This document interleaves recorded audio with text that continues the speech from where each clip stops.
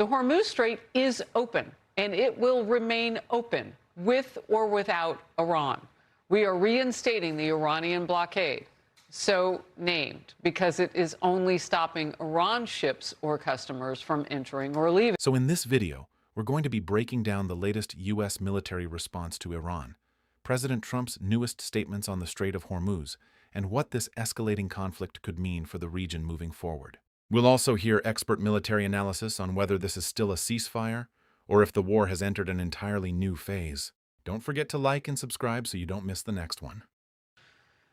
The strikes hit more than 300 regime targets just over the weekend, including missile and drone sites, naval assets, and ammunition depots.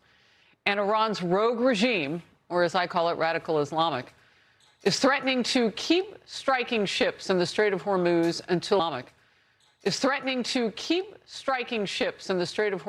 until quote, the end of U.S. interference in the region.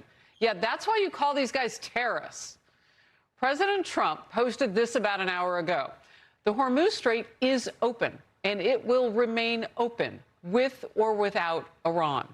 We are reinstating the Iranian blockade, so named because it is only stopping Iran ships or customers from entering or leaving, hence the money supply. All other countries will have fair and open use of the strait. All of that from the President of the United States. And he also spoke with Fox and Friends this morning. They're professional negotiators. That's all they are. I don't even call them good at it. They haven't gotten anything. They got nothing from me. But if you look, for 47 years, they've been tapping people along, presidents. Every president got tapped along, didn't do anything, and they became more and more powerful. Senior correspondent Mike Tobin reports from Tel Aviv. Mike. And here's the lead is that the president posted that the blockade is back on. In fact, the president posted that the U.S. is now going to be known as the guardian of the Hormuz Strait and charge 20% of all cargo shipped as reimbursement for providing security. Now, Iran has made it clear that they're going to fight that. We will in no circumstances allow the United States to interfere in the management of the Strait of Hormuz, and we will not allow it to do so. The armed forces of the Islamic Republic of Iran will deal forcefully with any disruption to commercial vessels and oil tankers used by this invading and pirate U.S. military outside the route designated by Iran. Now, the U.S. has carried out 4 rounds of strikes inside Iran since Tuesday. They include targets used by Iran to menace shipping in the Strait, missile and drone launchers as well. Iran responded by firing at neighboring countries and said Bahrain, Jordan, Kuwait, and Oman were not their targets. They were shooting at U.S. targets in those countries. Now, since Tuesday, Iran has now struck 4 civilian commerce ships. And these are ships that traveled outside of the route designated by the Islamic Republic. Mark Wallace with the think tank United Against a Nuclear Iran says Iran will fight to keep control of the strait. The control of the Strait of Hormuz and their effort to try to control that is their desperate effort to regain or try to assert regional hegemony, control in the region. And I think that as long as this regime is in power, they're going to try to exert whatever leverage they can. And the Strait of Hormuz is really their last gasp because their other tools are gone. And CENTCOM just announced that for the first time in U.S. history, sea drones were used to attack an enemy. These one-way attack drones hit the port of Bandar Abbas. We're told that the targets are a ship repair facility and a submarine. Harris? Just a point of fact, I believe the sea drone or something like it was used to make that rescue when our pilots went down. Is that something similar? Correct. That is a company that is down around like the Texas, Louisiana, the area that makes those drones. Yeah, amazing. Mike Tobin, thank you very much. And focus with me now, Matthew Wiz Buckley, founder of Top Gun Options, and he's a Top Gun grad, obviously, a huge fighter and a decorated F-18 fighter pilot. Great to see you today. Let me just ask you about this next phase of what really doesn't feel like a ceasefire anymore. I mean, we're at about 126, 27 days of war against Iran, with some ceasefire-y moments. But how would you describe what's happening right now?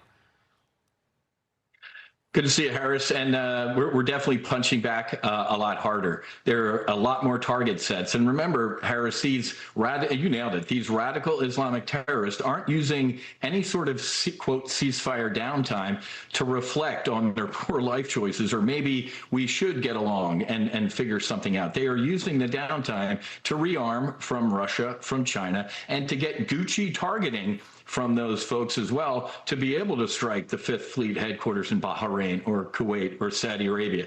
So we are hitting them harder, but as you and I have talked a couple times in the past, we got to finish this job. And real quick, Harris, like Mike was talking about, the radical Islamic regime is targeting civilians. The folks on these merchant vessels, mainly men, are civilians, and they're getting targeted, and some of them are getting killed. These are civilians, folks, and they are from around the globe. So I feel bad for all these mariners as well.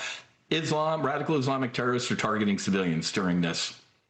Look, I want to hit something that you just said, because we don't hear about those deaths. You know, it sounds like they're just these inanimate objects, these ships, but with civilians on them, when Iran hits, that's deadly. Harris, you nailed it. Could you imagine having your son on one of these ships and seeing this go on right now? These are innocent civilians that the Iranians are targeting.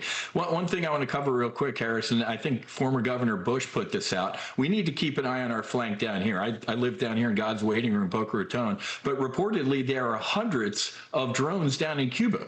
Now, I was based at Naval Air Station Key West, and we have Homestead. We have Homestead Air Reserve Base. We have CENTCOM down at MacDill. Well, we're punching overseas, Harris. I want to keep an eye on our southern flank because the Cubans aren't friends of ours either. And, you know, China and Russia would love nothing more than to potentially enable them. So we do have hundreds of drones off the coast, 90 miles from Key West, that are a potential threat. So we got to keep two eyes peeled here. That's critical. And, of course, we've got our eye on their economy in Cuba. And you've got Secretary of State Marco Rubio then carrying out the orders of President Trump to make sure we keep our boot on 100%. Their neck in terms of that economic situation. We have more from the president on Fox this morning. Let's watch. They have no chance. Look, we have them in the run. Most of their equipment is gone. Their anti-aircraft stuff is gone. We hit them very hard last night. Every time they send a drone, we hit them very hard. But we had a deal. What nobody knows, we had a deal. It was a done deal. And then they broke it. They always break it. We've had 10 deals with these people. And so we're just going to hit them very hard. And we're going to keep the Strait, and we'll probably run it. We'll become the guardian of the Strait. Maybe we'll call it the guardian angel of the Strait. And we should be reimbursed for that. When we do that, we're going to be reimbursed because the other nations are very wealthy. They're on our side.